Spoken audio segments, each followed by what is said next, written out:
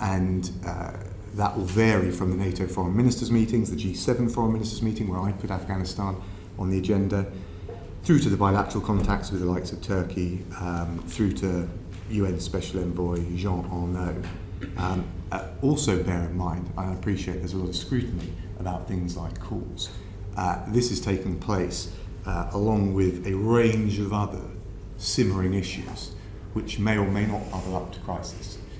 Iraq, the situation there is very delicate. Iran, JCPOA negotiations, the dual national situation, tax on shipping, Yemen, Tigray, Somalia, Hong Kong, Belarus, Ukraine, coupled with COVID. So I just make the point very gently, if I may, that having a delegation and a division of labour between ministers, particularly my senior ministers of state, actually is an essential part of the work we do. Foreign Secretary, I agree with you absolutely. Therefore, may I ask very briefly, when was the last time a foreign minister went to Uzbekistan? Went to Uzbekistan? Yeah. I'm not sure, I'd have to check, but we've obviously been in a few countries. When was the last time a foreign minister went to Tajikistan? Again, I don't have the visit list, but I'm very happy if you give me your list to provide it. For example, on Uzbekistan, of course, given the need to ensure safe passage to third countries, Lord Ahmed has been in touch with the Uzbek foreign minister. I'm scheduled, I was supposed to speak to them today, but it's a national holiday. I'll speak to them tomorrow. So obviously we remain engaged. And if you would like to know the visits, very happy to come back to you. I'd be very grateful. It seems particularly relevant because Heiko Maas was recently in Uzbekistan arranging the evacuation of German people through Tashkent, and it seems to be a route that worked extremely effectively for Germany. Although they have just closed the border. Indeed, they have now, but the Germans got their people out first. May I just ask on the... Would you like me to speak to a third country what we are doing? I'm just about to come to that exact question, because you will also have had contact with, of course, our missions in these countries before the 15th of August in order to prepare for a likely fall of Kabul, or indeed a collapse of the regime.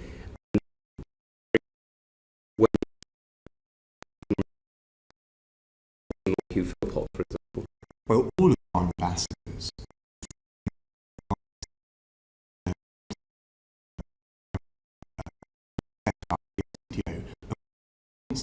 so actually I wouldn't act with Sir Laurie Bristow, and I've had discussions with various different ambassadors who have joined meetings. But actually, the way that it works is that the ambassadors feed through their advice. We obviously see it, it's triaged up, but we get it together, it's triaged up and brought together, so I get a full picture. And that's done through, for example, during the time when we had the emergency response team operating the evacuation, and indeed before, my director for Afghanistan, Nigel Casey, and also Tom Drew, my Director General. The reason I ask these questions is because in your media round yesterday, you said that it wasn't the responsibility of the Foreign Office for the errors in intelligence that had led us to this position. And I just wondered, I mean, clearly the Prime Minister is responsible for the Joint Intelligence Committee and the assessment it makes. Is that where the responsibility lies, with the Prime Minister? Well, actually, you'll recall that after the Chilcot inquiry in the Second Iraq War, the JIC was there to give an independent assessment of intelligence precisely to avoid politicisation. But ultimately, you have the JIC giving its assessment, and you then have the military and the diplomatic assessment that's layered on top of that. So it was a collective assessment through the JIC. It was a collective assessment through the JIC that you were referring to. It wasn't a particularly military assessment. Is that correct? Well, the JIC is there to provide the information, if you like, the raw intelligence is distilled down, and then that is backed up by the military assessment, for example, in things like intent, although, frankly, it's a cross-cutting issue. My point is this: the central assessment that we were operating to, and it was certainly backed up by both the JIC and the military, is that most likely the central proposition was that given the troop withdrawal by the end of August, you would see a steady deterioration from that point, and that it was unlikely Kabul would fall this year. That was the central assessment, and of course with all the usual caveats that you will be familiar with. That doesn't mean we didn't do contingency planning or game out or test the other propositions. And just to be clear, that's something that was widely shared, that view, amongst NATO allies. May I just come straight on to that? You clearly are responsible for overseeing two of our intelligence agencies. Did their intelligence differ, without revealing what it was, of course, did their intelligence differ from that assessment? I'm certainly not going to go into the details of raw intelligence. The whole point of the JIC is to distill and provide an objective, rounded assessment, and I think that's quite right. Okay. And I think they did their job, very professionally. So may I just ask, your principal risk report of the 22nd of July 2021 read on Afghanistan, peace talks are stalled and US NATO withdrawal is resulting in rapid Taliban advances. This could lead to fall of cities, collapse of security forces, Taliban return to power, mass displacement and significant humanitarian need. The embassy may need to close if security deteriorates. This was on the 22nd of July. How did your actions change after that report? And sorry, the source of that? It's your principal risk report. Yeah, well, as I said, of course we are very mindful of that. So, as I said, if you look at high-risk embassies, from the point of view of the embassy safety, as opposed to the evacuation, I think those two things are important to distinguish. We have a standard evacuation process for high-risk embassies like Kabul. Obviously, that's reviewed and has to evolve and adapt to the conditions, which is why what you said is timely. Of course, we keep it under review. As I said, the central assessment remained until late that the deterioration would be incremental, and the planning for military withdrawal obviously began in April, but the contingency planning was also there for a more rapid deterioration, and you can see that in the run-up to the G7 summit in June. One of my focuses was, as we anticipated the potential shift from the embassy in the green zone to the airport in the Taipan area, was making sure that the so-called enablers, things like evacuation capacity, the medical capacity, the security at the airport was in place.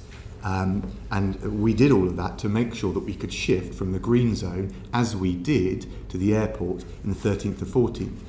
That's also why, just to give you a sense, we speeded up the relocation of former Afghan staff under the ARC programme. We did that from April onwards. That's why we changed our travel advice in April. It's why the number of UK staff at the Kabul embassy was drawn down from 115 to 75 in May. So whilst the central assessment was the one I described, doesn't mean we weren't doing contingency planning for all assessments. Can I then ask on the contingency plan very specifically, when did you last update the NEO for Afghanistan? When did we last update that? The non-combatant evacuation operation order for Afghanistan? I'd have to check that, but I can tell you that we started planning in June for the contingency of an evacuation, and therefore a full drawdown of the embassy, notwithstanding the central assessment still remained. And of course, the timing on all of this was very much synchronised with what our fellow NATO allies were doing. So as well as the domestic process, we were docking in and checking and sense checking with our NATO allies about how they saw things running.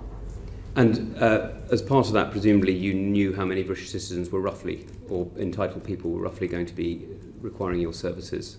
I'm not sure that is true, because of the combination, particularly in Afghanistan, of not just documented passported nationals who may be there travelling, seeing friends, backpacking, whatever it may be, but also, and this was one of the great challenges, the incidence of large families, some of whom were documented mononationals, dual nationals perhaps, but nonetheless documented, others who had a less clear status, either because of their eligibility or because of the lack of documentation. So actually that's one of the reasons why it's been difficult to give a definitive account of the number.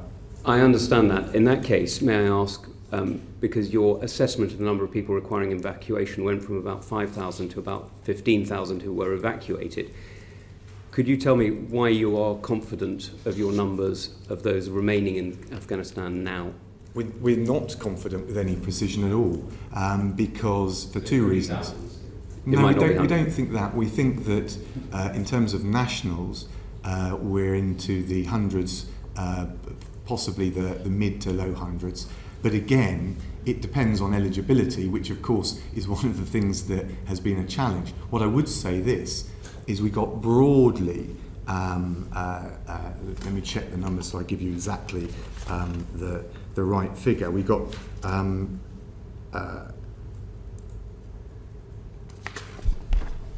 something like an estimate of 500 out between April and the 15th of August.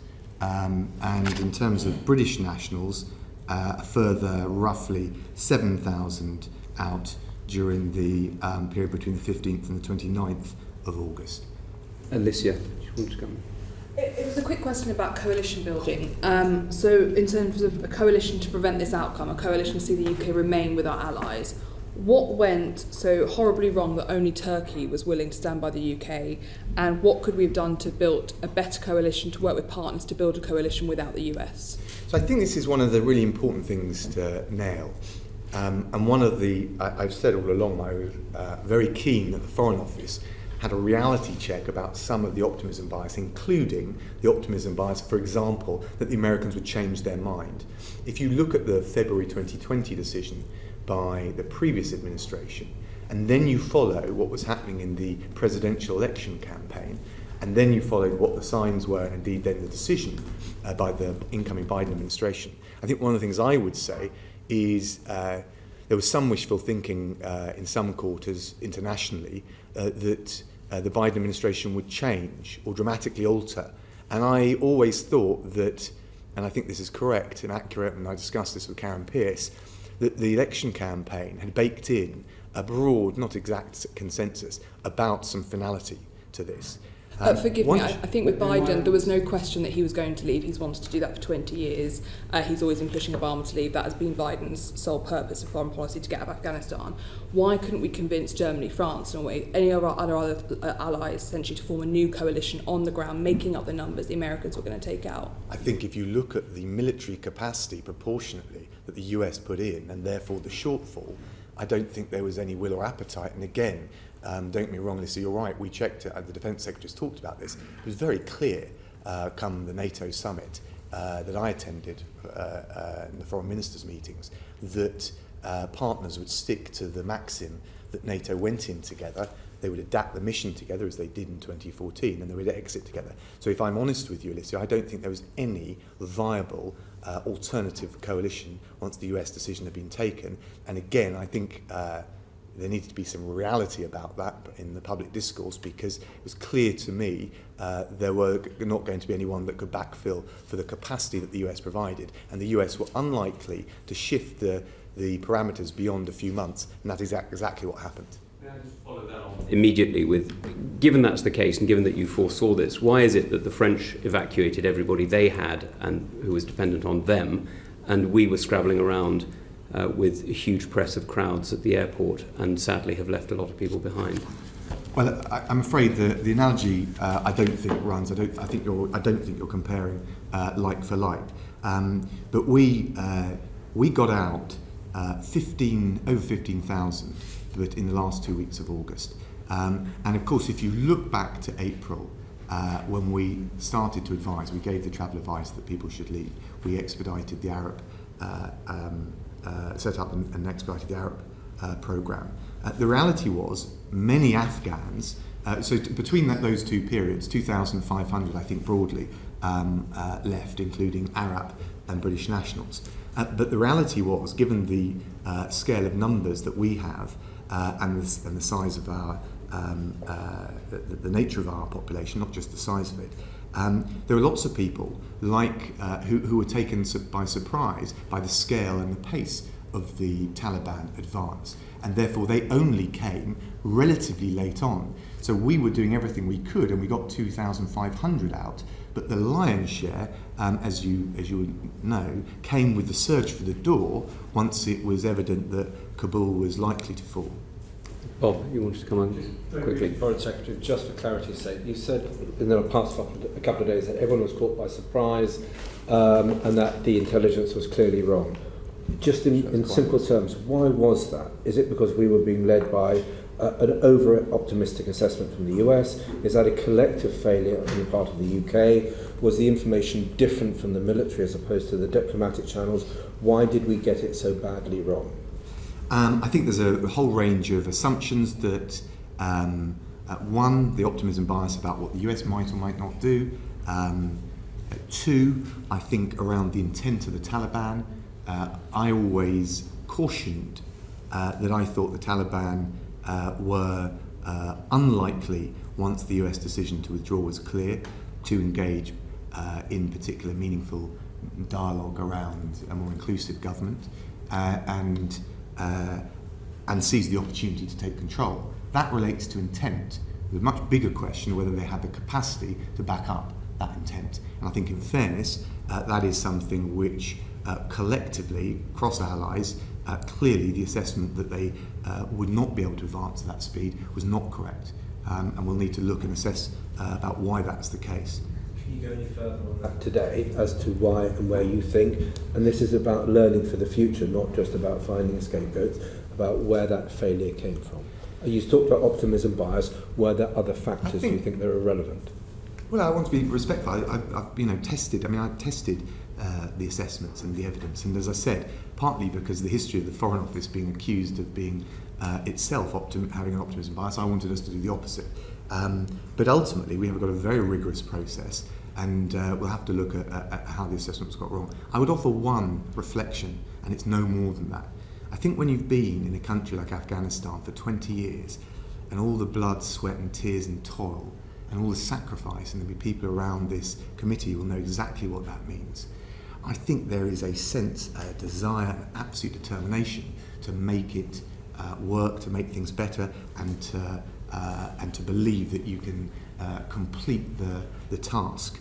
I think there's a question at what point, and this goes back to 2001 right the way through, not an attempt to take responsibility off the last period in which this government's been in, but at what point do we really have clearly identified the military objectives, the means to achieve them, and a clear and coherent exit strategy. I think in fairness, that is something that was much debated at the time and in 2014 at the end of combat operations. But I think there does need to be a consideration of how difficult, when you're in a conflict for 20 years, emotionally if not anything else, it is to extract yourself. And because of that, despite the fact that you had plans, you were still caught slightly on the hop because of the intelligence failure, despite the best laid plans. Is that fair?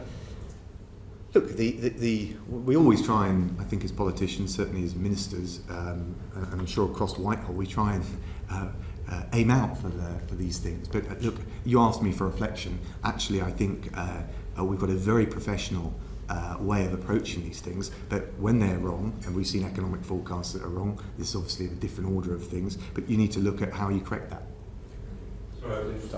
Comment about exit plans. What's the United States exit plan from South Korea? I don't know. Okay.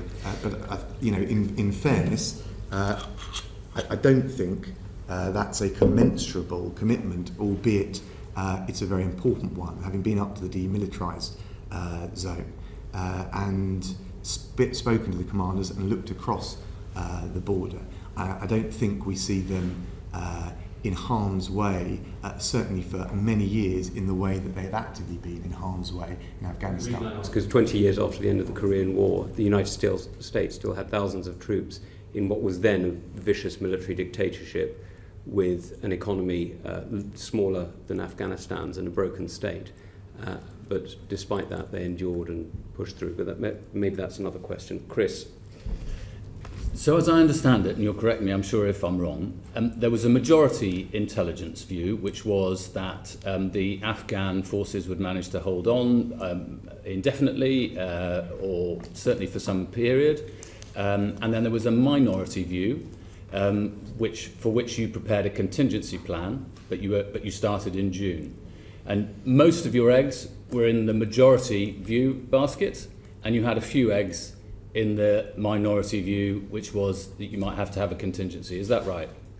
I wouldn't put it quite like that. It's not a question of the minority report. You have a central assessment, and you, of course, you have worst case scenarios which you contingency plan for as well. I think that's quite right. The Prime Minister said in the House of Commons on the 18th of August, what is not true is to say that the UK government were unprepared or did not foresee this, i.e. the collapse of Kabul and the Afghan forces, because it was certainly part of our planning. And I suppose then the charge is that you just didn't put enough effort into the contingency planning, isn't it? No, I think he's rightly identifying that we had planned. Let me, again, we. This was your plan. This is what you planned. No, it's why we focused in the run-up to the June G7 summit about the potential shift from the green zone to the airport. It's why we speeded up the relocation of former Afghan staff under the ARAP programme from April onwards, relocating nearly 2,000 during that period. It's why we changed our travel advice in April.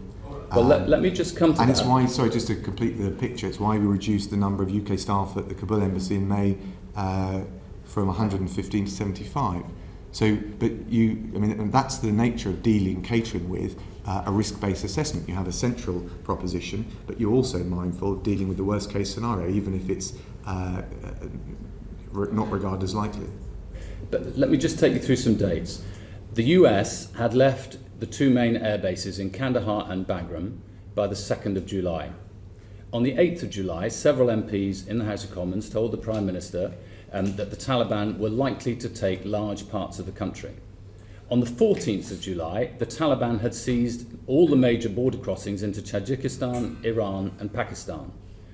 On the 21st of July, the US said that the Taliban had seized half the country. But you only, changed the travel advice for British nationals going to Afghanistan on the 6th of August. No, that's not quite true. In April, we changed our travel advice to advise British nationals to consider leaving Afghanistan. We changed it again to make it even more stringent in August. We started in June, notwithstanding the central assessment, the contingency plans for a military-led evacuation, which is the big shift. And it's worth just saying that commercial flights were still running up until the 14th of August, even after we changed the travel advice on the 6th of August that you cited. On the 11th of August, the US said that the Taliban were likely to seize the whole country. It was just a question of how long it was going to take. Were you already on holiday?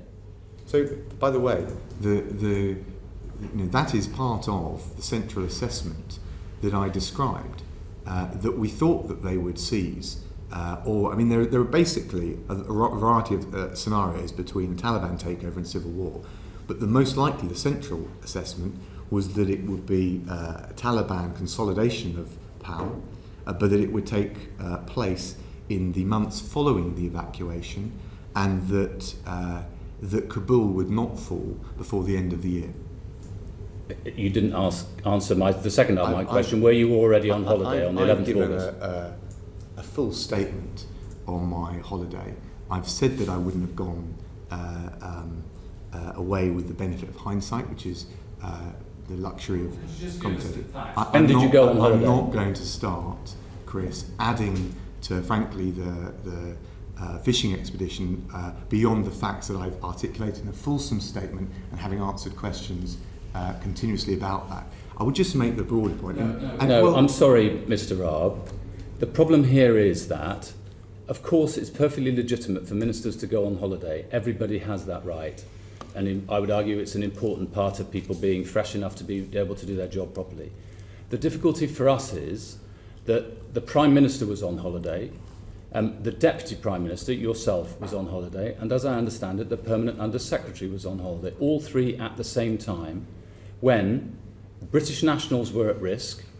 Many people, thousands of people by your own estimation, who stood by us in a difficult time in Afghanistan were in peril of their lives, and there was still not a proper crisis centre up in place. Do you not see that it's important for British people to understand why you thought it was right to go on holiday? No, sorry, I'm afraid I don't agree with that analysis. Of course, I've been clear with the benefit of hindsight. I wouldn't have gone away at all. The charge in relation to officials, I think, is particularly unwarranted because we always make sure that we have the right cover in place. The Permanent Secretary did an excellent job, and quite right, given all of the IR, the SR, the merger, that he should take some leave. In terms of my own situation, I'll just say this: I'm travelling today.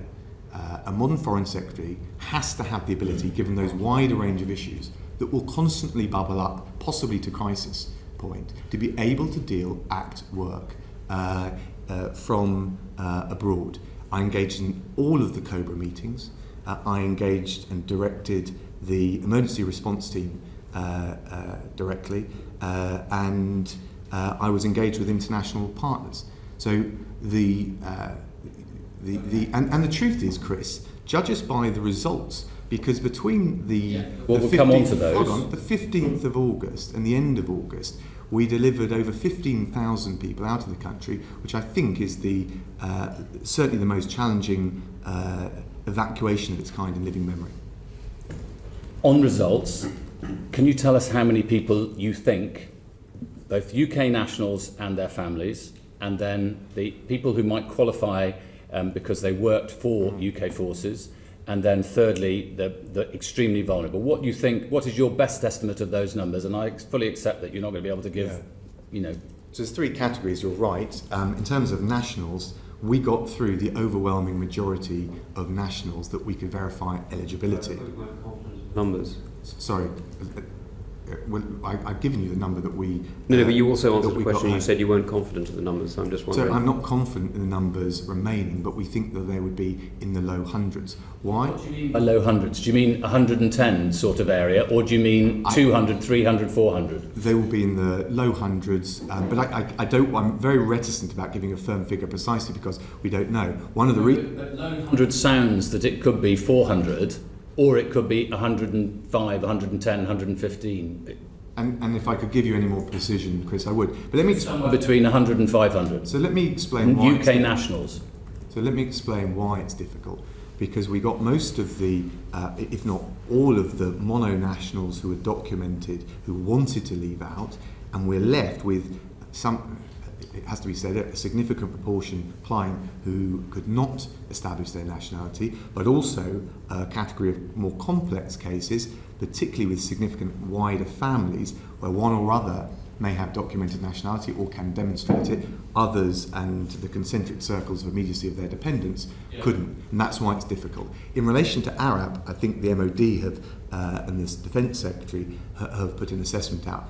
And then you asked about the third category, the more vulnerable. So you accept that number? I think their number they're giving is between 150 and 250?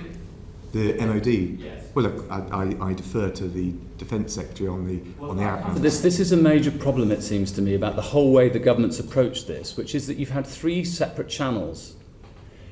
Every MP has had individuals coming to their constituency surgeries or ringing them up or emailing them, desperate about family members in Afghanistan, some of them UK nationals, some of them who might qualify under Arab, and some of them who might qualify under the sort of special cases, very vulnerable people system. But nobody knows, why is there no triage system? Why have three different departments where you can't even speak on behalf of the MOD on how many people under Arab are still outstanding? There's two different things. The Arab programme was set up by the MOD and the Home Office. It's right that they confirm those figures. You're right to refer to three different categories of case. We have, one of the reasons the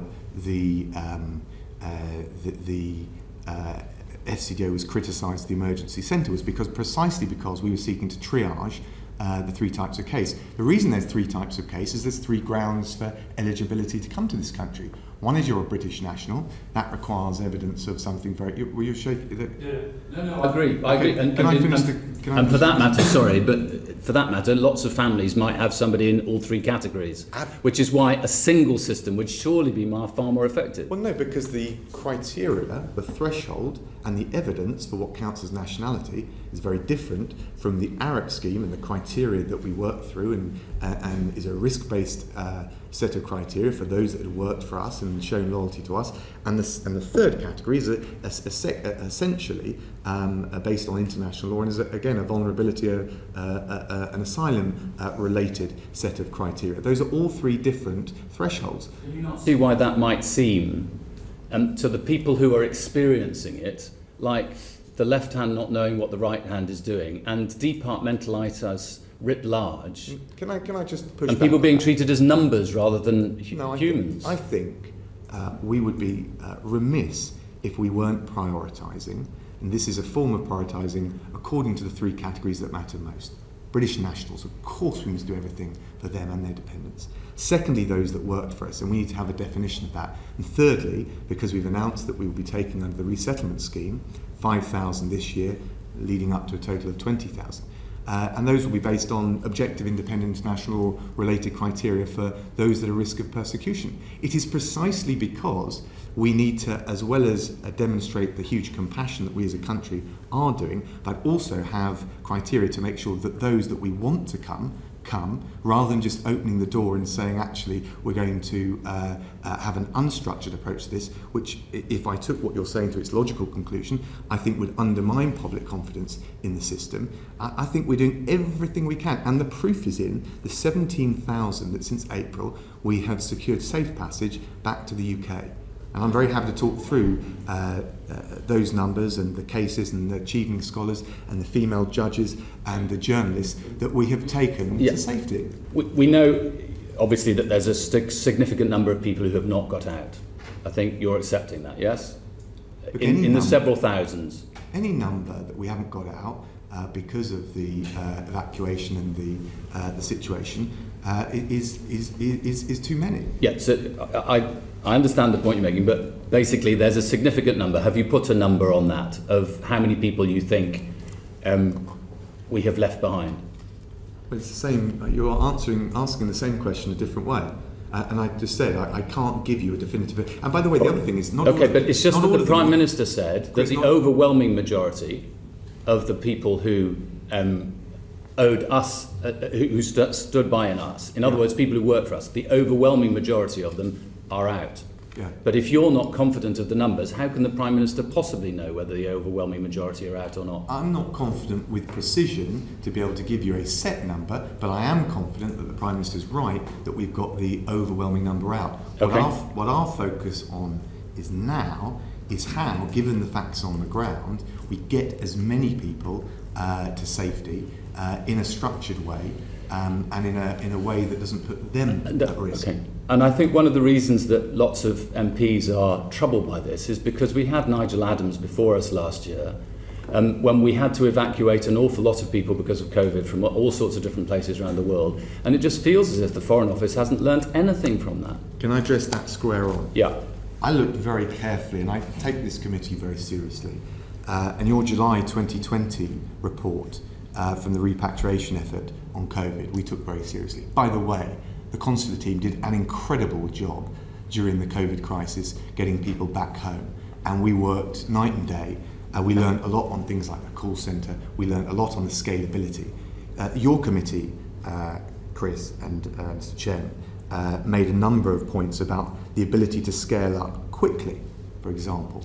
As a result, we established a contingency planning team within the crisis management department, and we established the crisis response to the Afghanistan situation on the 11th of August. It doubled in size and scale of civilian staff from 70 on day 1 to 146 on day 3, again to 358 on day 6, 510 on day 9, and hit a peak of 581 on day 11. You also talked about... That's all in the UK, yes? Say again? Those staff are all in the UK. That's the crisis response team. You also talked about, Tom, the shifting the communication pattern. You felt it was too passive and it wasn't active enough, particularly on social media. So as a result of that, we put in place the structures to provide more proactive advice, including outsourcing to a call handling provider for immediate support for our contact centre. We had a team of 45 consular staff from around the SCDO network deployed to take calls alongside our contact centre. We had an extra 35 staff from the HMRC. The other one that I thought was important, you said there was an over-reliance on commercial flights. By the way, I personally think you're wrong about that in relation to COVID. I think it was right to try and get the huge number we did back on commercial flights to free up the spaces on the charters. But in any event, even if I disagreed, I looked at your recommendations very carefully. So as a result, we now have a contract with CTM and are using it for our charter flights, or did use it for our charter flights, and that allowed us to get planes arranged quickly, departing within 2 days at the beginning of operations. So feel free to criticise, but first of all, we did learn the lessons from the point at which you spoke to Nigel, and we did take the recommendations of this committee very seriously. I mean, I've just got one more question, which is the Prime Minister's. Well, I texted you with more details of another case today, a British national who's in Afghanistan, and I'm not going to go into the individual issues. I know he's spoken very passionately on television about what a desperate situation he's in, and every MP will have had cases like this. We've all been running around trying to find different means of getting people out, including lots of people on this committee. And we are grateful to you personally and to everybody in the Foreign Office and who's been involved in all of this. But what we're now really anxious about is the people who are left. And the Prime Minister said that he was going to move heaven and earth to get them out. What advice would you be giving to people now, for instance, members of the Hazara community who are effectively facing a genocide self-declared by the Taliban in Afghanistan, to individuals who work for us who are still stuck there, British nationals who are still stuck there? What's the advice? Go to the border? So can I walk you through where we are with the third country planning, because I think it's more than just give X or Y advice. And by the way, can I also say that in terms of the special cases, so-called special cases, we did get out 58 chief evening scholars and their dependents, 287 journalists, 65 women's rights activists, 11 members of government, 42 law enforcement officials, 37 extremely vulnerable individuals, 9 judges, and others besides. In terms of the third country planning, there are a number of stages. First, we need to be able to secure safe passage out of Afghanistan, at least until that point at which Kabul airport is up and running, at which case things will change materially. We have sought and secured direct assurances that we can do that for our nationals and indeed the people that work for us.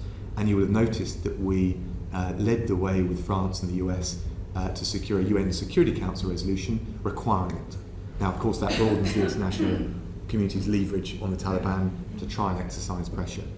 So that's the first thing. Secondly, we've identified the countries most likely to be the port of call or destination for those leaving. There's a whole range of them, and between myself and Lord Ahmed, we've spoken to all of the foreign ministers to be clear that they will be, in the right circumstances, allowed through.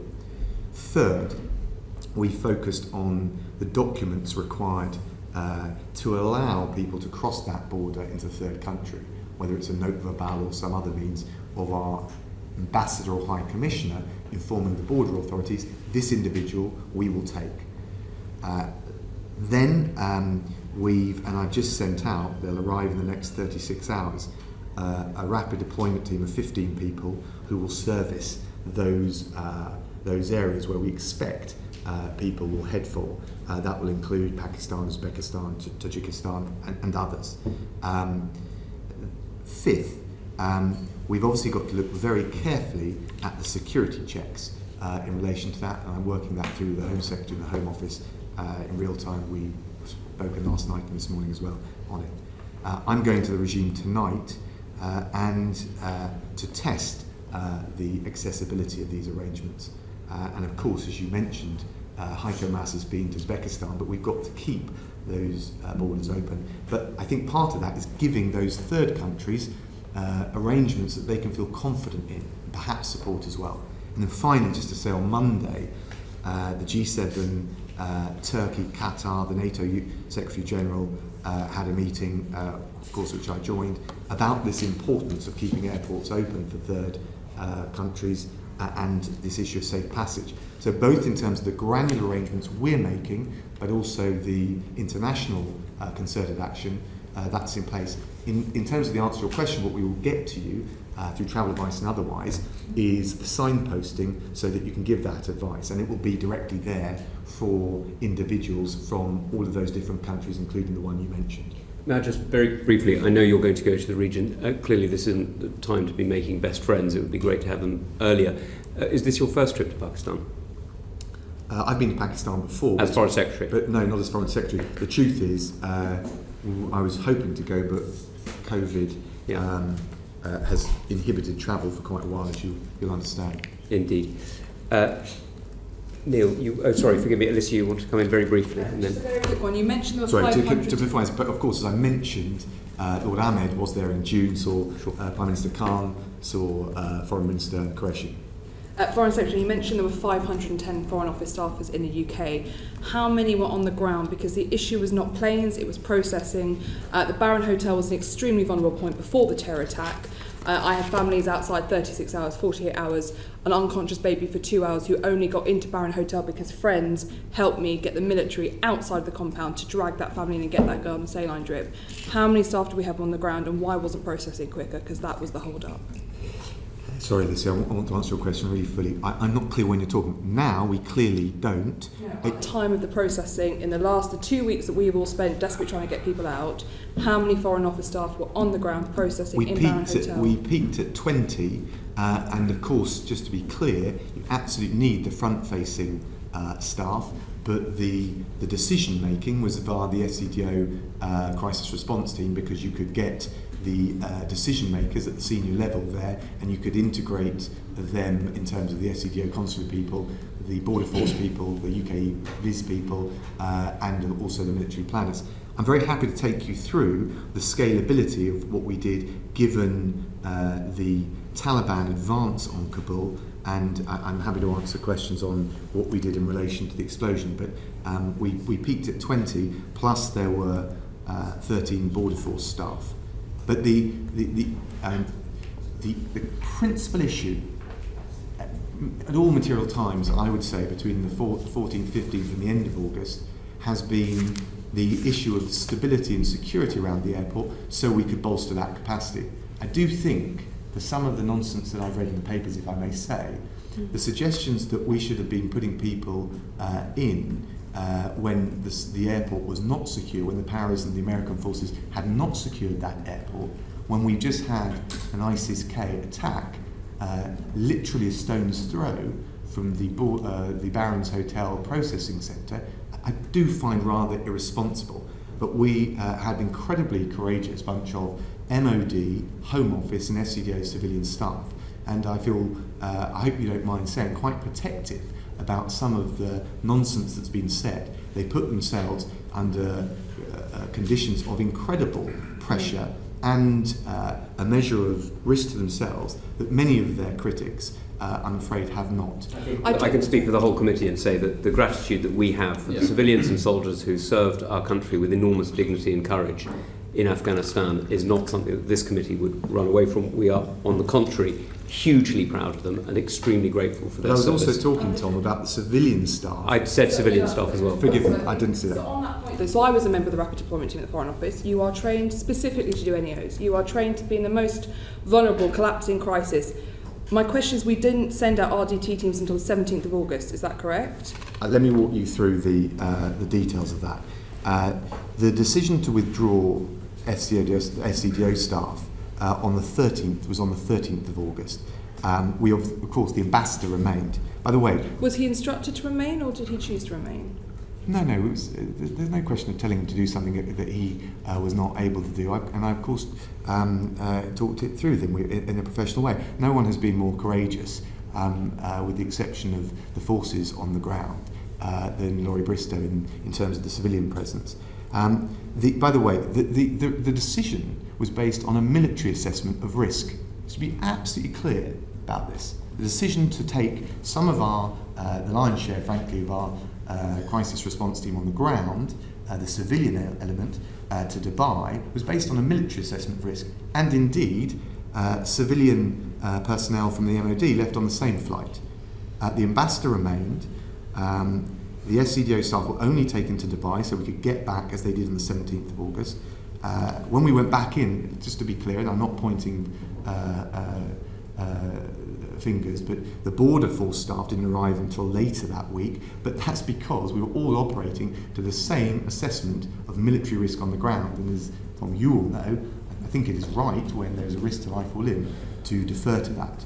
But if the RDT team deployed on the 17th of August, why was it not considered safe for them to go before that point? Because you constantly have a full RDT team on deployment ready to go within an hour's notice at all times. So we got them back in on the 17th,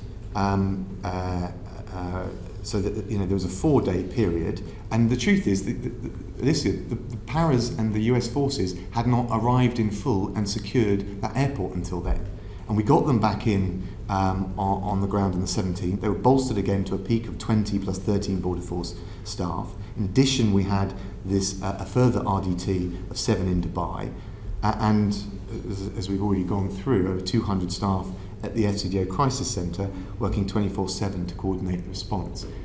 If the question, Alicia, is were they somehow reticent? There's no question that they were reticent at all. And there was the only logistical issue, or not the only, there are lots of logistical issues.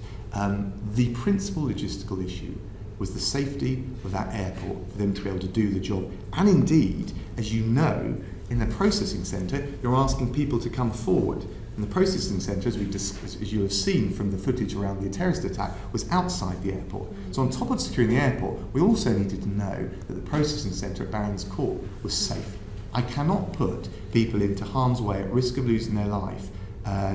We do it with soldiers, and their heroism is rightly lauded. But with civilian staff, we have to take the assessment of military risk on the ground, and that is what quite professionally we did. But I think that's the crux of the question. We all agree it was vulnerable. The whole point is therefore getting Afghans and British nationals into Baron Hotel at speed, which is what wasn't happening. That was the issue. That's where the risk set. But it wasn't safe.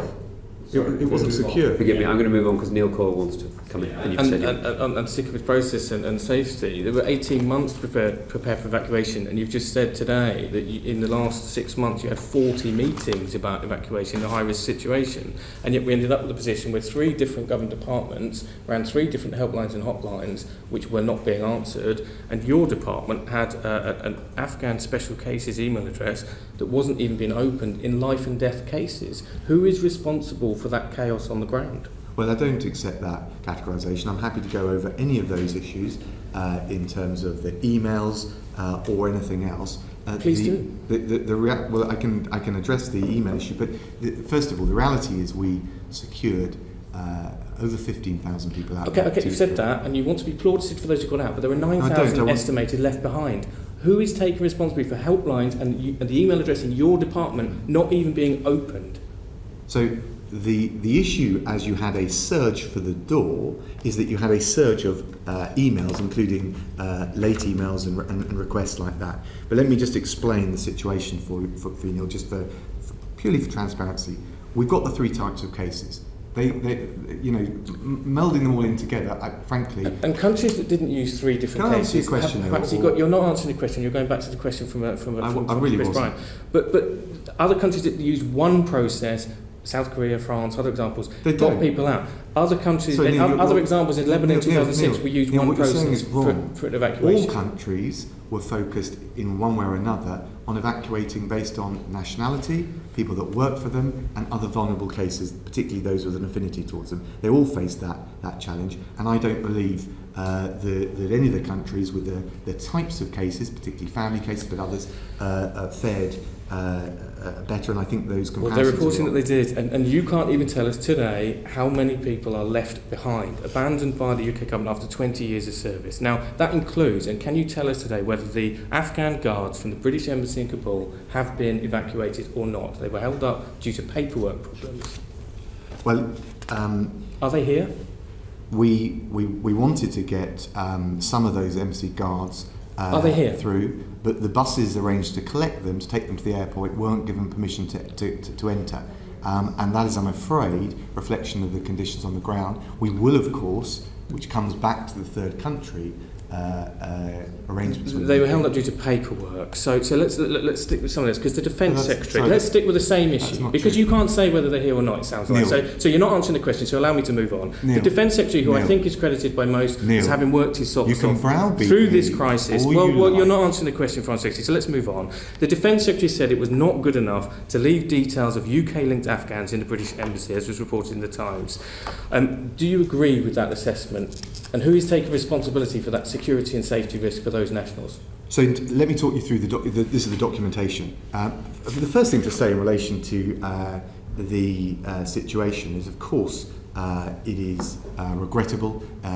It reflects, I think it's fair to say, the pressure on the ground. We had a 5-day scheduled approach for closure of the embassy, and it got brought forward because of the situation on the ground. I have nonetheless asked for a full review as to what happened to make sure we can learn the lessons. But just to be clear, it was the Times that broke this story or revealed this story. They shared the names with us. We moved rapidly to evacuate the 3 families from Kabul within 24 hours, and all of those whose names the Times passed to us and who worked for us are now in the UK. So That's good, but they should never have been at risk. So the General, the Lord Dannatt, has said, as former Chief of Staff, that you were asleep at the helm. So can I just ask, do you owe those Afghan nationals and those British troops who were flown into a more dangerous situation late an apology for the circumstances that they have faced? I think we owe them every effort to get those out that we did, over 17,000 since April, and now to focus on the new reality in Afghanistan with the arrangements that we're working on at speed, which is why I'm going to the region shortly, with our international partners, which is what I've been doing all week, to get those that remain out as swiftly, as safely and as responsibly as possible. No apology has been heard. So can I ask, do you owe the Prime Minister an apology? Because I believe you promised that the portrait of Her Majesty would not be left in the British Embassy. So what went so badly wrong? And is our Queen and our country less safe as a result of the Taliban takeover? This is the first, I have to say, that I've heard reported that the portrait of the Queen was left in the embassy. My understanding was that that was destroyed. Are you saying that it wasn't?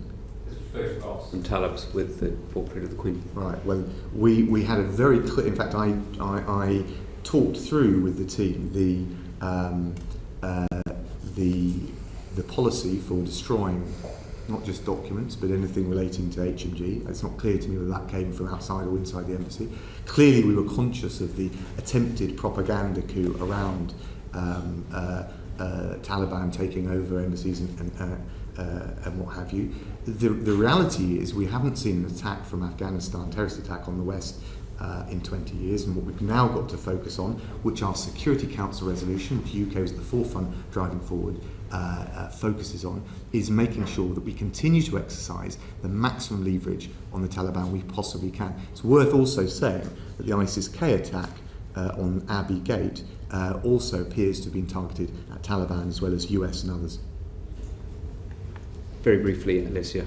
Under what circumstances will the UK be recognised the Taliban, and what sort of recognition do you foresee? And as part of that, what is your assessment of the relationship between the Taliban, the faction we're dealing with, and Al-Qaeda? Well, first of all, we do not recognise governments generally, but I think it's also important not to confer any legitimacy on the Taliban. At the same time, we do need to be able to send clear and direct signals. We've done that for some time via their political commission, which has been based in Doha. We now have Simon Gass, the Prime Minister's special envoy in the region, to ensure that we can do that. And we want to have as much continuity in our diplomatic presence as possible. We want to be in a position, when the safety and the security allows, to have a continuity of diplomatic presence in Afghanistan. But clearly that's not possible right now. And your last question was? Al-Qaeda and their relationship with the faction of the Taliban, who seem to be in negotiations with. Well, I think I think there are all sorts of tensions within the Taliban, and even more acute factionalism between them and the groups. And as I mentioned before, ISIS-K appears to have been targeting the Taliban as well as others at the Abbey Gate. And so I think, first of all, the Taliban has been clear. It's made these assurances publicly, will not give succour or haven to terrorist groups. The UN Security Council resolution backed that up. It's important because although it was only acquiesced in by China and Russia, it is the beginning of the contours of a new set of parameters which will exercise greater pressure and hopefully maximum moderating leverage on the Taliban. But look, these are early days and we need to set credible and realistic tests for the Taliban and engage with them on the basis of whether or not they follow through. Even as the UN is debating that, we've had credible reports of biometric data left behind in Afghanistan being used to target and murder former NDS staff. So forgive me if I'm doubtful as to the level of leverage that we may end up being able to achieve. I know you shared doubts as well, so I won't go any further. Stuart, you wanted to come in and then I'll go to Graham. Thank you, Chair, and thanks, Foreign Secretary, for your time this afternoon. Have you been to Afghanistan as Foreign Secretary previously? No. No. Your own actions and leadership have come under intense scrutiny. I don't want to go into all the holiday stuff, but I do want to understand how your own actions correspond with the advance of the Taliban across the country, who you spoke to, when you spoke to them. So if we could go back to August 6th, when Zaranj, the capital of the Nimruz province, fell, who did you speak to then? Well, look, I'm very happy. I've got a whole call sheet here. But the reality was, in terms of, to give you the clear approach I was taking, that at all of these points, the most critical thing was to be engaged with our allies, NATO, G7, regional allies, to try and assess and influence what was going on the ground and to plan accordingly. So as that happened on the ground, who did you talk to that day? I would have to get back to you on the specific dates and. Why don't we'll do a mop up in the usual way. So if I was to go through right now all of the various days where more and more of the country has fallen to Taliban rule right now, you wouldn't be able to tell me who you talked to on what date, because your own actions have come under intense scrutiny up to the point of calls for resignation and accusations of being missing in action. And I think it's really important that we understand that as the situation got worse and worse and worse, what the Foreign Secretary was doing and who he was talking to, beyond vague, and I don't doubt you were talking to people, but beyond vague lines such as talking to G7 partners, NATO partners, and all the rest of it, because you have a very specific allegation laid to you that even after the fall of Kabul, you hadn't even talked to the UK ambassadors in the surrounding countries for 5 days. Is that correct? But look, so first of all, when did you talk to the?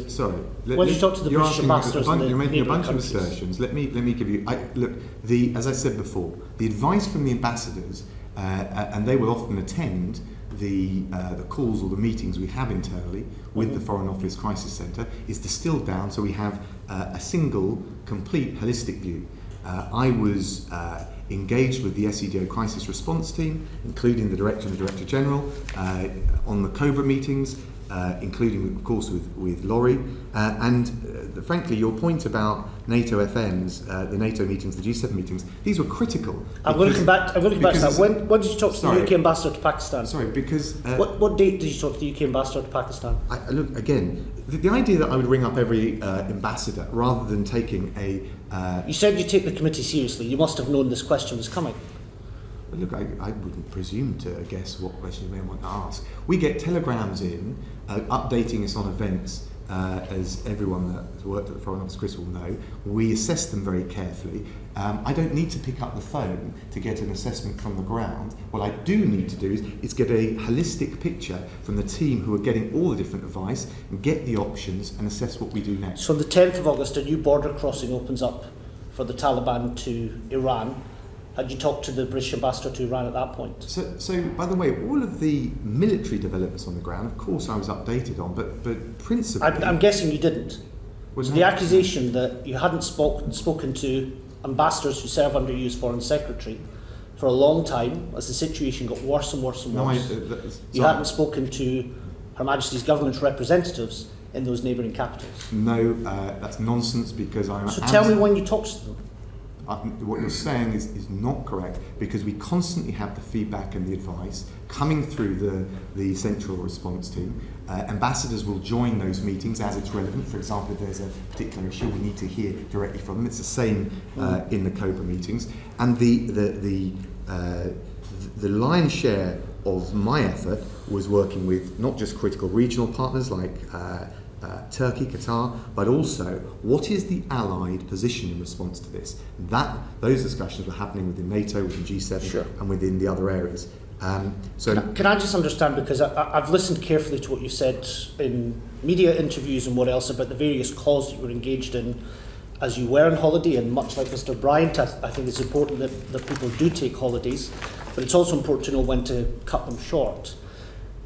Again, for the sake of transparency of your own actions, when did you go on holiday? What date did you go on holiday? Not interested in what you did there. What date did you go? Look, I made a full statement. What date did you go on holiday, Foreign Secretary? I've made a full statement. I think your own personal transparency is important. What date did you go on holiday? I made a full statement on it. I also was clear I should have... Did the statement include the date that you left the country? At all material times... Why can't you just answer this question? This is absurd. Because, look, to be honest with you, I think it's a pretty partisan political... I just want to know when you went on holiday. I've been clear... Because I think it's important we can map out, as Mr. Bryant correctly said earlier, we have UK personnel, UK civilians in harm's way. And I think it's important for us to know what you were doing and where you were doing it from. When did you go on holiday? And at all material... I'm not looking to browbeat you over this. I just want to know when you went. It seems... when did you go on holiday? With the facts. I think what I've said to you is... I'm getting nowhere on this. In terms of NATO discussions, now the Defence Secretary has said that as the US was leaving, he had tried to speak to other NATO members to see if there was some kind of arrangement that could be created to supplement the absence of the US. What has not been clear is when did you or the Prime Minister speak to the NATO General Secretary about that possibility? Again, I can come back to you with the specific dates, but at the NATO Foreign Ministers meetings and in constant bilateral and other NATO calls, including with the Secretary General, and indeed from well before, even under the previous Trump administration, we were having these conversations. I think the Defence Secretary was absolutely right to check this in the way I described to Alicia, but there was no credible alternative alliance. There just wasn't. Any suggestions to the contrary, I'm afraid, are not borne out. It was right. So you're saying that was fully explored? Yes, of course it was. And the reason was, and the Secretary General said it, and NATO allies said it consistently, NATO went into Afghanistan together, they adapted the mission together from 2014, and they would withdraw together. And there were very few meaningful departures from that view. Why did it take so long to convene the G7? I don't accept that it did. So the fall of Kabul happens on the 15th, G7 meets on the 24th. Look, everyone was dealing with the immediate situation on the ground. We had, you're referring, I think, to the leaders' meeting. Is that correct? Yes. There was a G7 foreign ministers meeting before that. And are you happy, are you content with the outcome of the leaders' meeting? Well, we circulated a paper that has received, I think, very widespread support for setting out a range of priorities. Safe passage. So we've all got a similar problem. There's no country, I think, that, or certainly in the conversations I've had, that isn't wanting to make sure that we can get any remaining UK citizens plus Afghans at work for us and other vulnerables out. The issue of counter-terrorism, clearly important. How do we exercise maximum leverage over the Taliban, not to give succour or safe haven to any terrorist groups? I think there's a whole question around regional stability and the humanitarian lifeline. There's an issue here. Will the Taliban, as many say, wish to reach out to try and get access to the international financial institutions and to aid, in which case they will have to pass certain tests. One of them obviously will be a safe working environment within Afghanistan for UN and humanitarian groups to operate, because there's no way we would... Sounds like you are content we would with give money to the Taliban. Well, no, it's a first step, as was the UN Security Council resolution. But we've got to face... Well, that's pretty weak as well, is it not? I think it's in terms of the ambition and the outcome. No, I think no. It's pretty remarkable in these conditions and these circumstances, with all the tensions that are well known amongst Security Council members, to get a Security Council resolution, which at least has been acquiesced by Russia and China, India on the Council as well. But the key thing is going to be broadening that out, so you have not just a P5 and Security Council set of buy-in, but you've also then got some of the regional players, the big donors that we'll need given the humanitarian system. But the one point I was going to make is that the Taliban has a choice here. It is, and people on its behalf are professing that they want to behave a different way. They will not want to see the gains, certainly not the economic and social structure, such as it is, totally collapse. And therefore there is an opportunity to test how seriously they want to continue to have lines and ties out to the international community. If they want aid, we'll have to see a safe operating environment within Afghanistan. We wouldn't give it to the Taliban. And there's a whole range of other asks around human rights, particularly protecting women. I suspect we'll come to all that, but I'm conscious of time and I know that other colleagues want to go in. I just have one very last question, Chair. In terms of your own leadership and your own actions up until this point, did you ever at any point consider or offer to resign? No, I considered getting on with the job of what has been a Herculean task of getting 17,000 people out, and now focusing on getting out the remaining people that we want to see out via third countries, and helping to forge internationally, which the Prime Minister is leading on, I believe, and I'm confident, on all of those priorities that I've mentioned. Okay. Graham, forgive me. Thank you. We're in different political parties, Foreign Secretary. I've no doubt that you want to do the best for the people who need to get out of Afghanistan. I've no doubt about that at all. But on the surface, this looks like a failure of planning on a grand scale.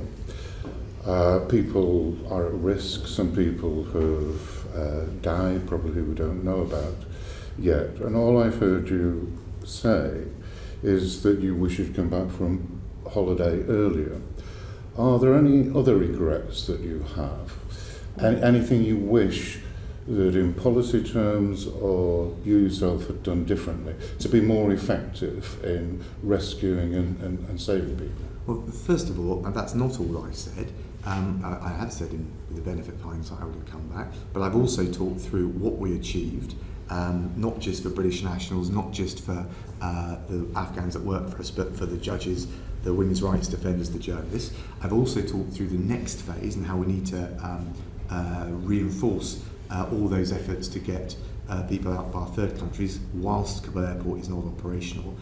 We'll always continue to learn. I mean, I've read through 3 examples where post the COVID repatriation effort, you and your committee made a series of response recommendations, and we embraced them. You know, I came to this committee readily when the chair suggested that they wanted to hold the meeting today. I would suggest, it was originally scheduled for an hour and I need to leave, but I would suggest, given the questions, we go on for another half an hour.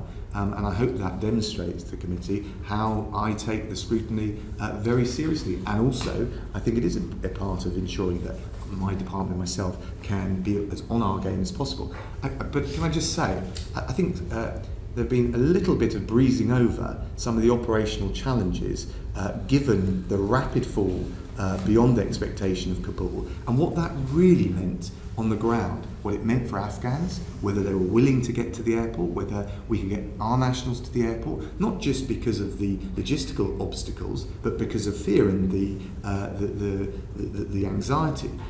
We were dealing with all of that, and I would still stand by the fact that not just the military, but the civilian MOD, Home Office, SCDO staff have pulled off a quite remarkable evacuation of people, greater in challenge and scale than anything, certainly in living memory. But of course we'll continue to learn all of those lessons.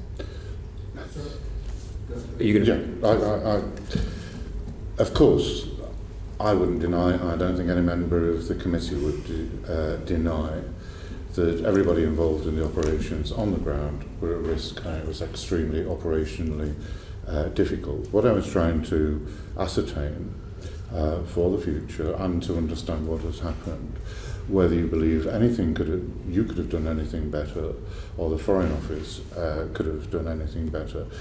For instance, it has been reported in the press that the department thwarted efforts to set up overland escape routes to the surrounding countries of Afghanistan over quite a long period in the run-up to August. That's been reported. You can tell us if it's true or not. But I'm interested because you must have, in the privacy of the Foreign Office, thought we could have done that better. We should have done that with all the difficulties. And I think this committee would be interested in those views of the experience. Of course, Graham, and it's a fair challenge. On the first point, it's absolutely nonsense to say that the FCDO thwarted attempts to create lines out of the country. The reality is, of course, a lot of those third countries are very apprehensive, and what they need to know is that we're going to support them by having a workable system to get our nationals out. Otherwise, you see what happens has happened with Uzbekistan, which is the border goes up. In terms of my own position, if in fairness, I haven't had a lot of time to sit back and muse and mull, but of course, I'm always open to learning lessons from the future. I think we need to get beyond the stage of the crisis that we were at with the evacuation and draw in all of that experience and look at it with a calm and sober reflection. But of course I will do that. I think any responsible minister, frankly anyone in any other walk of life will do that. We're going to be looking at various things in the round. Are you content that the shift patterns, the rotas, the effort that was put in the UK, not just in Afghanistan but in the crisis centre in the UK, matched the requirement of the operation? Yes, I mean, and we looked at it, and I looked at it on a number of occasions to make sure, and I spoke to the Director General, the Permanent Secretary, to make sure, do we need extra resource? And I can look at the various points that I did that and come back to you. But we were I was constantly thinking, is there more we can do? But the real challenge in a narrow window was the safety and the security of Kabul Airport. If we'd had an extra week... Sorry, forgive me, I accept all of the Kabul points. I don't wish to go... It's just, we're going to have to look at the crisis centre question again. As you know, of course, I'm sure you will be as well. And I'm just asking right now, are you content that you were doing the 24/7 shift 7 days a week in London that were being done in Kabul? Are there any areas of the rota that you would say needed to be augmented with people working weekends? All this sort of... I'm sure you'll already be thinking about it. Well, look, we were running a 3-shift 24/7 operation since the 15th. We had partners across government embedded into the structure, including 7 from the Home Office and the Border Force, 6 from HM Passport Office, 100 from MOD. Of course, I want to glean the lessons and readily embrace the opportunities to make sure we're in an even better position next time around. God forbid anything like this happens again. But we do that, and I think the evidence for that, Tom, is how we responded after what I also think was a very impressive repatriation effort on COVID. We still looked at ourselves in the mirror, asked ourselves all of those difficult questions and got better. And you can see it. Indeed, Foreign Secretary, I appreciate your points, and I get the lessons learned. I'm going to come to 2 very quick ones, if I may, Bob, really brief. Just a quick one. You said that once the US pulled out, a NATO operation without the US was a non-starter. Was that due to either lack of political will by other NATO countries? Was it due to lack of funding or desire to fund? Or are we talking about technical capacity and capability? Because that seems to be an important question for the future. Are we always going to be dependent on the US for forward deployment, or can you do forward deployment without the US? So what was the answer for this one? I think, you're talking about all of the NATO allies. They might give variations on a theme, but I think all of those factors would be relevant. There's probably a psychological confidence as well without the US, and I think you're right to say we need to look at our own capabilities and to do so in concert with our partners. If you look at the integrated review, one of the things we talked about is the importance and the ability to operate in a more agile way with clusters of like-minded countries. This is already part of the strategic analysis, notwithstanding that, of course, the US will remain our closest ally. One of your predecessors in your office once said in a meeting when I was still in uniform that if we don't have the capability, we don't have the responsibility. Would you agree with that? Absolutely. And since international relations theory, there's always been the crucial question: have you reconciled your ends and your means? I think that is clearly from 2001 right the way through over 20 years a question. I'm not saying that the last 2 years that's on our watch. We take responsibility for it. That's why I'm here. I do think there are questions about what was the mission, how it adapted, have we at every stage reconciled our means with our ends, and what the exit looked like in a realistic and credible way. But that is a much more strategic and I suspect historic question, as well as all of the lessons we're learning now. Thank you. Sorry, very brief one from Stuart, and then I'm going to Royston audience. Foreign Secretary, can I just take you back to the point you made about the cover and the rotas that you just mentioned a second ago? My understanding is all military leave was cancelled on the 23rd of July. Did you initiate a similar process for the Foreign Office? No, what I did was make sure that we had cover, a decent rota system, because you didn't know for how long this would endure. Of course, we were pressing for an extension of the window, in which case you need to make sure with an emergency response team, and indeed your team in theatre, that you're able to resource those properly, but also make sure that you can rotate them. Otherwise, you've got a much greater risk of mistakes happening. I think many would think that if all military leave was cancelled on the 23rd of July, it was a bad idea for yourself, the Prime Minister, and several other officials in the FCDO, the Home Office and the MOD to take breaks at that time. But I'll leave it at that. We'll move on. Royston. Thank you, Chairman. I think we'll try and move on a bit. We've spoken to NGOs and others that have been on the ground in Afghanistan looking after communities for a longer period of time than we've been deployed. And of course they'll be worried about what comes next. Foreign Secretary, you said that you would use sanctions, aid and access to the international monetary financial system in order to put pressure on the Taliban. How do you propose to do that, and do you think that will have an impact on the Afghan people? Clearly, we've got to try and be discerning between the pressure we seek to rightly apply, the levers we've got at our disposal on the Taliban, whilst not exacerbating the situation for ordinary Afghans. But there are some things, so for example, we of course want to get the humanitarian aid to those who need it most. I think there's going to be an interesting question about what kind of support we can provide to the neighbouring countries. We've got a track record of doing that, for example, with the Rohingya refugees that went into other countries. So what aid can we do to support that? I think we do need to talk seriously with the Taliban. I think it's one of the early tests. Will they allow a permissive environment for UN and humanitarian agencies to act? If so, of course, we've doubled our aid to 286 million for Afghanistan for this year. We've got allocated 30 million for regional partners. We want to make sure the aid gets to those that need it most. I also think there's a strategic piece, again in the integrated review we talk about this, about the regional stability that we need, which will be dependent on the fragility of the situation, not in Afghanistan, not ending up with wholesale collapse. What we need to do is set some early tests for the Taliban. I'm realistic, as others have said, about the Taliban, but they did at least show in the context of the evacuation from the airport that they could communicate a message and undertaking, and broadly, with some exceptions on the ground of roadblocks, follow through on it. It's important then to set further tests and judge them by their ability to behave in a reasonable and constructive way, and that will be critical for the humanitarian lifeline. So, I mean, it was a military coalition of several countries. Will this be a coalition of how we use aid and how we allow the Taliban access to the World Bank and the rest, or is it going to be something the UK will do unilaterally? And if necessary, will we, and do we have the capacity to do that? Well, we believe in playing a leading role. That's why we've announced the resettlement scheme. It's why we've done what we've done to double ODA to £286 million this year. But crucially, Britain can't deal with the humanitarian situation, certainly not the refugee crisis alone. So what you hope to do is lead by example and then galvanise others. And that's why the G7 has been important. That's why the G7 with the Qataris, Turkey, the NATO Secretary General was important. That's why we had circulated the G7 paper, which is articulating these things, because we do need a security-mindful response, but also a humanitarian response.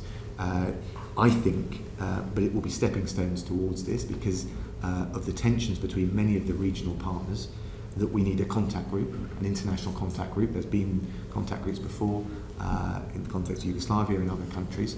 And what you need is to get the membership there, the key regional players that are influential with the Taliban. I think the key Western, but also the Gulf countries, which will provide support, will not want to see Afghanistan disintegrate. And that is the way, again, as I say, to deal with the problem, but also exercise that maximum moderating influence on the Taliban. If the answer to your question, will the group of countries required to fix the situation now be different in its constellation than the NATO alliance before, almost undoubtedly it will need to bring in a wider group of actors. And just looking at the US pulling out in the way that they did, and you know, we could talk about that all day long about whether we thought that was the right thing to do. Do you see those as being instrumental in whatever we decide going forward by way of using these levers to get the Taliban to behave in the way that we would like? And in the event that they don't, do we see any external others, like Russia or China, making that more difficult for us? You know, we could all be throwing our aid around, but who's going to get the best bang for the buck? And I don't mean looking after people, that's a given, but I mean whether or not we invest in a government, which is what the Taliban are, that we disagree with and don't do things the way we want them to. Well, we will not recognise the Taliban. I believe the US and most of the like-minded G7 countries, if not all, have said the same. But what we will do is test them and judge them by how they respond. I think we'll need, as I said, a much broader caucus of countries involved in trying to resolve this. The United States is going to remain engaged and responsible for what happens next, and of course we want to work very closely with them. Thank you, Chair.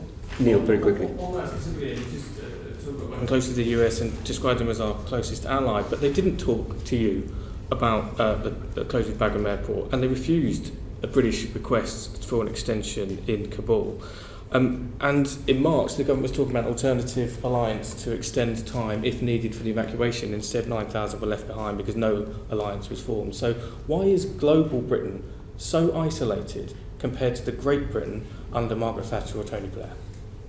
Well, Neil, I don't think we were alone in trying to see what flexibility there was to extend the window with and it didn't happen. And with the United States. No, but the UK was not alone in pressing those issues.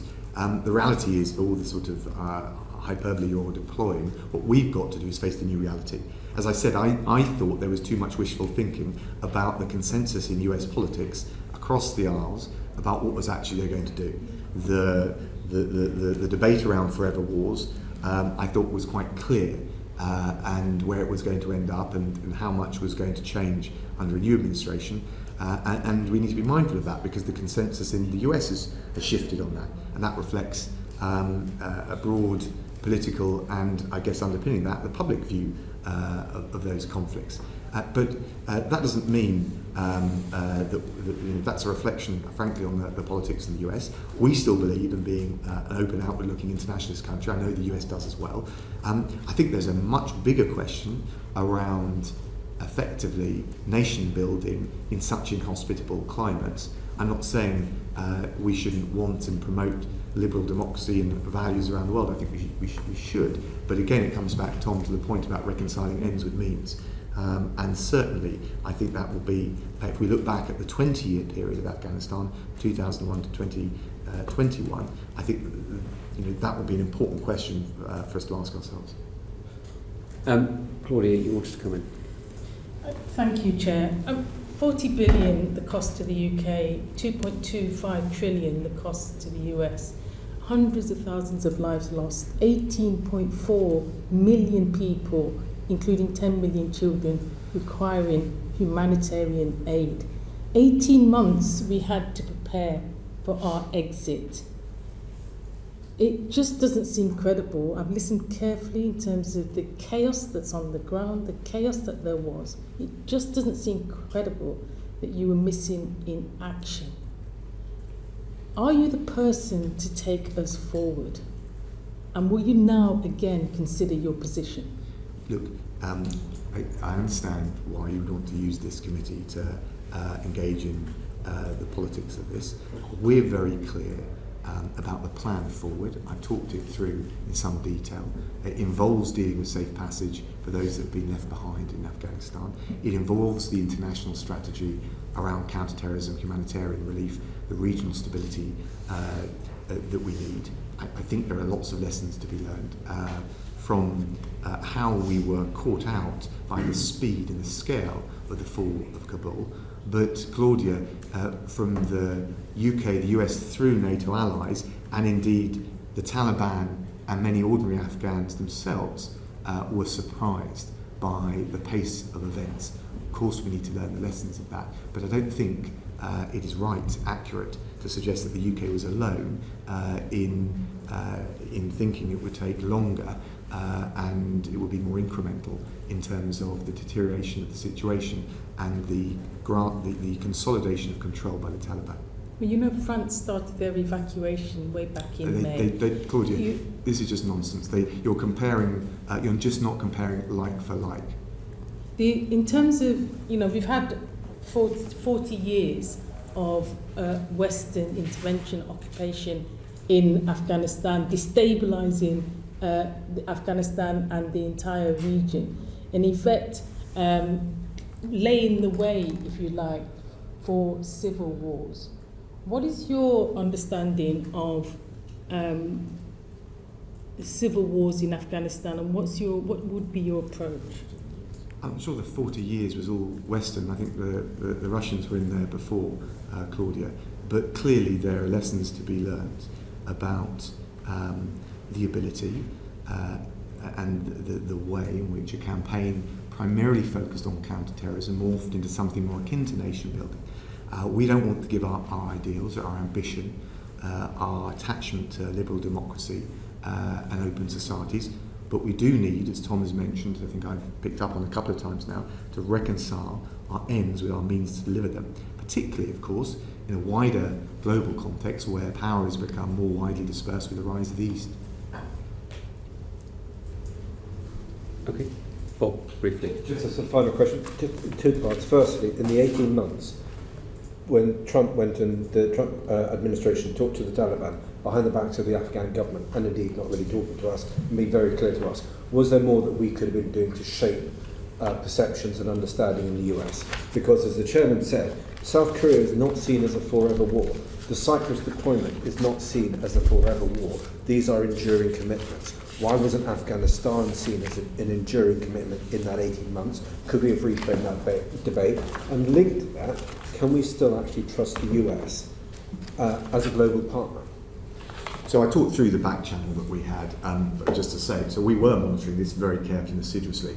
We talked about all of the conversations and the calls and the various contacts that I had since the Biden administration. We were doing exactly the same with President Trump, with my opposite number, Mike Pompeo, previously.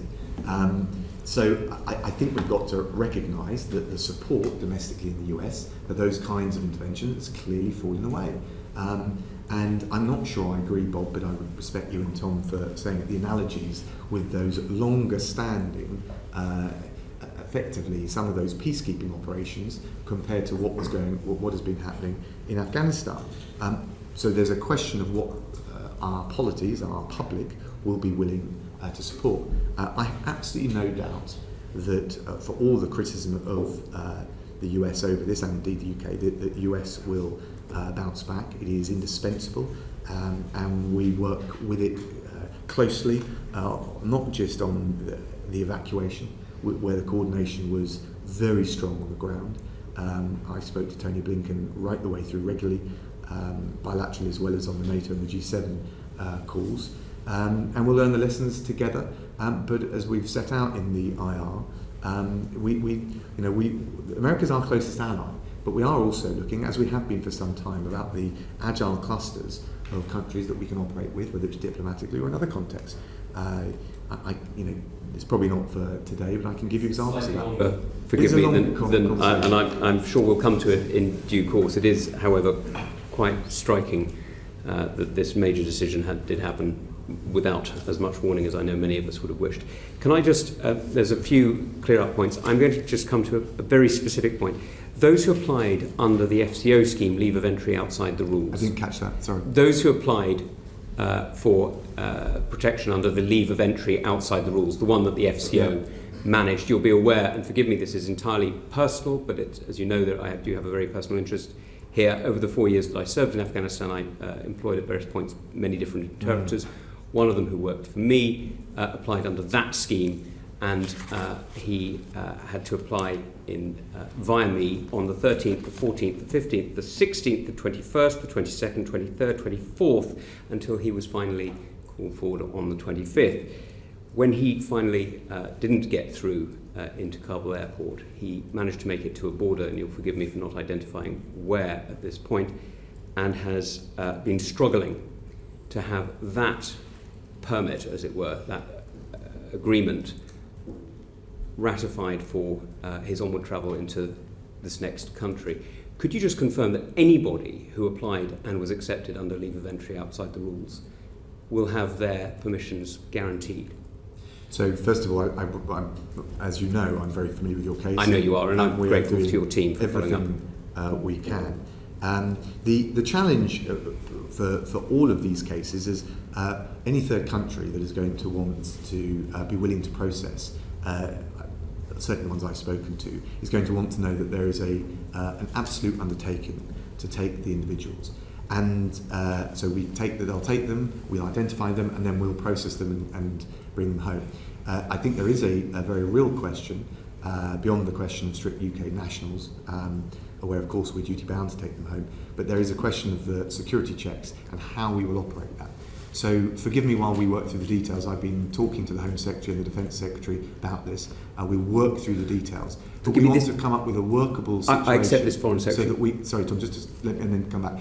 We want to come up with a workable situation where we can give effect to all the undertakings that we've made, but at the same time, I think rightly, be very careful that we don't end up allowing people back to the UK who might pose us a threat. I understand all of that, Foreign Secretary. It's just that had he managed to get onto the airhead on the 25th of August, and it's nobody's fault and certainly not yours that he didn't make it through the press of crowds, but had he made it onto the airhead on the 5th of August, he would have probably been in the UK by the 26th.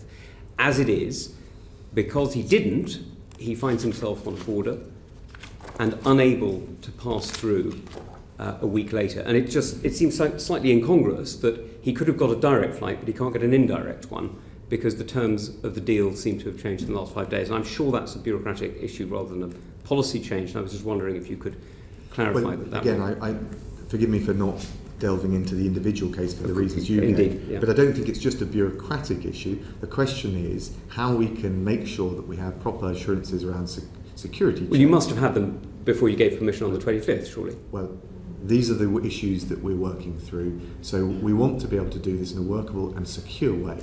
I think people would look for all the pressures that you rightly press, and I will, we will keep a very close eye on what we can do in this individual case and others. I think we would be facing a whole different range of questions, of course, Tom, if we didn't make sure that we weren't careful around the security checks for those coming in. I completely accept that, Foreign Secretary, and I'm sure people would be concerned if they felt that we'd been cavalier on the 25th but were stricter on the 1st, for example. I'm sure that would raise concerns as well.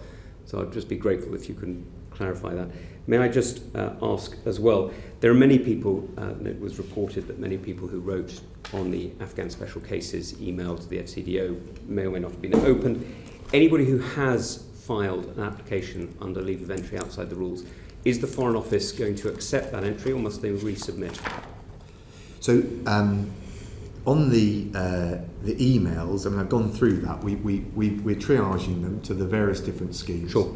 And we will get back and make sure that my commitment is to make sure that we send a reply to all MPs' emails, certainly the ones that were received by the 30th of August, because there are, of course, new ones coming in all the time, by close of play on Monday the 6th of September. We will have read and assessed all the other emails received by the 30th of August by close of play on Monday the 6th of September.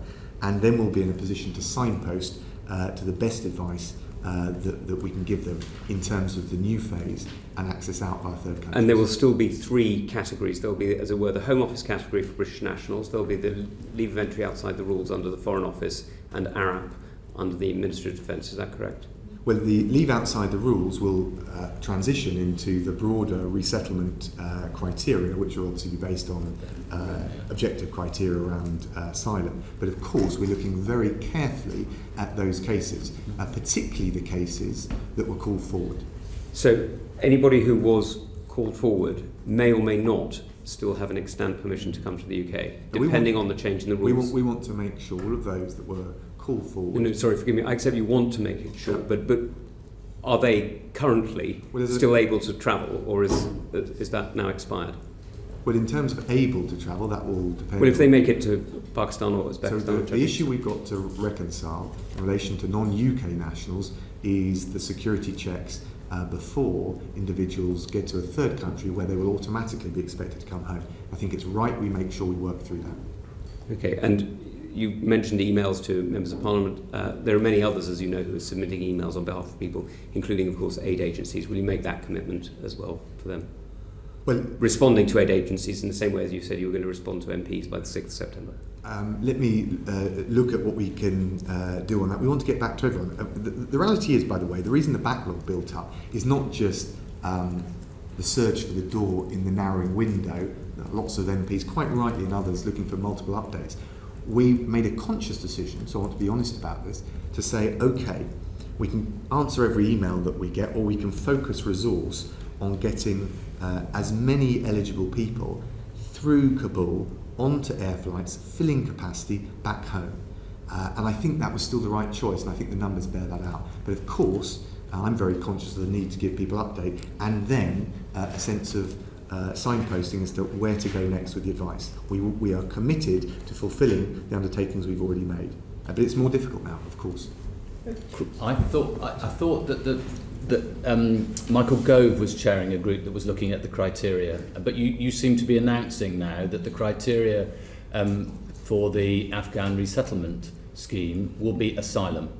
No, that's not the case, but they're not going to be, they're going to be a different set of cases from the Arab workers and the nationals. The criteria, right, the truth is, I'm working that through with the Home Secretary, but of course we'll want to work very closely with the UN and other organisations, because it is wider than just the question of the individuals who are currently, if you like, on the emails or the special cases or the current LOTA list. Not least because there's the Hazara community. What's your assessment and of... indeed others. People have raised the LGBT community, so Yeah, we need need to look at this in the round. I know, but I just want you to go to answer the point about the Hazara community. Is it your understanding? I know you won't want to use the word genocide. We've been around that battle many times, but the Taliban have referred themselves to genocide against the Hazara people. Is that your assessment? Is there a deliberate attempt by Taliban to kill Hazara? Well, look, we are very anxious for their vulnerability. I'm not sure the evidence hits the tripwire for that yet, but of course, as you know, I think that becomes a bit of a distraction from the point of view of trying to provide protection for vulnerable people. Of course, we want to look at them and all the other ethnic minority groups, Sikhs and others, who are vulnerable at this point in time. It's just that all the cases that I've sent through come from that community, and I know that applies to quite a lot of We'll MPs. want to look at that very carefully, Okay. Chris, and I understand Yeah, it. But, okay. but that's all the more reason, because there'll be different people with different communities to look at this in the round, which is what we're doing. Can I just challenge you on this question about phone numbers that haven't worked? Because the number that MPs were given, you rang it rang for ages and ages and ages, nobody answered it, and then eventually it said, please send an email to the following. When you sent an email to that email address, it bounced back with a thing saying, please ring this telephone number. Can I just challenge that? Because I knew that this would be asked, and I went and got the data, and I could tell you what the data is. Between the 16th of August and the 26th, the average waiting time to pick up a call on the MP hotline was under a minute. For the same period for the public lines, it was a range of between 40 seconds and 3 minutes 49 seconds. So if someone had a bad experience... You said that in the chamber, I know, and I would ask you just to push back to officials on that, because I'm not... Every MP I know has had the same experience of not being able to get a telephone. Well, that's why I've checked the data, Chris. So I came equipped to give you the answer to your question and to do it very transparently. All right, let me do another one. Swift one. I think you'll have seen the Newsnight report about embassy staff telling people to go to the Abbey Gate on the very day of the ISIS-K attack, when the military advice was not to go. We changed our travel advice for Afghanistan just after 10 p.m. on Wednesday, the 25th of August. That was the night before the attack. At the same time, we stopped asking British nationals and Afghan nationals, whether they were Arab or Lotra, to come to the airport. The military worked very hard to secure the area. And we also shifted the civilian team from the Abbey Gate, the Barons Hotel processing centre, through to the airport to protect them. So we took all of those mitigating measures, and obviously in close consultation with the US. I saw that report from Newsnight about the email saying go to Abbey Gate. I need to investigate it. But the general advice, as opposed to individual advice, and if there was a lag, we need to look at that. But you will investigate, and you'll come back to us on that. Absolutely. I mean, I understand in a chaotic circumstance it can be very difficult. Can I just put one final thing to you, which is you referred to what it's like working in the and how ambassadors report back, and it all gets melded into one advice. Can I just suggest to you that sometimes there is a danger in the Foreign Office of groupthink? I know you're aware of this because you've often referred to it yourself, and I just wonder whether sometimes you wouldn't have been better advised over the last few months to pick up the phone to the person on the ground more often. Well, let me answer that. So first of all, we don't just mould it into some homogeneous product. We have ambassadors on those meetings virtually testing it. I do it all the time. I've done it over the last 48 hours. Equally, we've got to use effective use of time and resource, given that, and I come back to the point I made earlier, Afghanistan is the issue that has clearly caught us unawares in terms of the pace and the scale of the Taliban grip of control, imposition of control. But there are a whole range of other issues that we're dealing with. I know, but if you don't learn from this situation about how to challenge and get better intelligence and information back, we'll do it again, and we'll capitulate again, and we will drag the British honour through the mud again. Chris, two things. One, no one in the FCDO thinks I don't challenge official advice rigorously. I do. If anything, I get accused of, of being over inquisitorial. But I do think it's important. And indeed, the Foreign Office as an institution was testing, and we did across government. That's not to say there aren't lessons to be learned, but you've also got to look the sort of caricature of critique against me is that I'm either lazy and delegating too much, or a control freak. The truth is, you need to exercise grip, but you also need to be willing to delegate. If you don't do that, you'll never take decisions, and you'll also never engage with the international interlocutors whom we need to influence.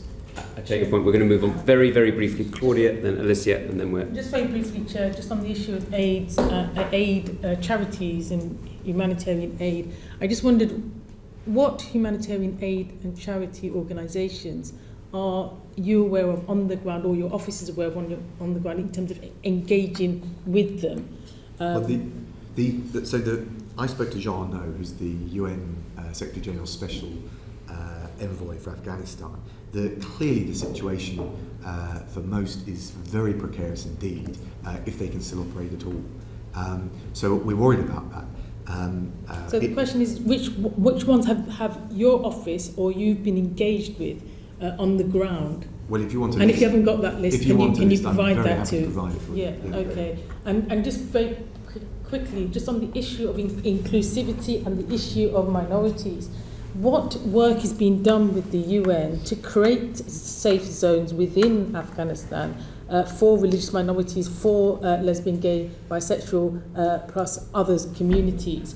What is being done to keep people safe? We already know that inclusivity, as far as the Taliban government is concerned, will not include those groups. Look, I totally share your concerns, Claudia, but if you're talking about safe zones or no-fly zones, that would require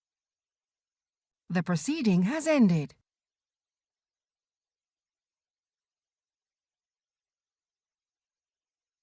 The proceeding has ended.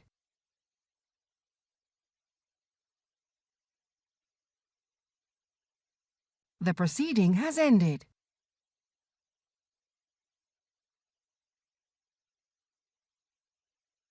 The proceeding has ended.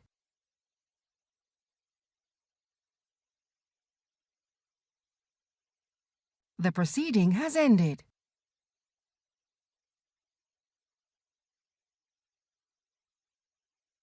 The proceeding has ended.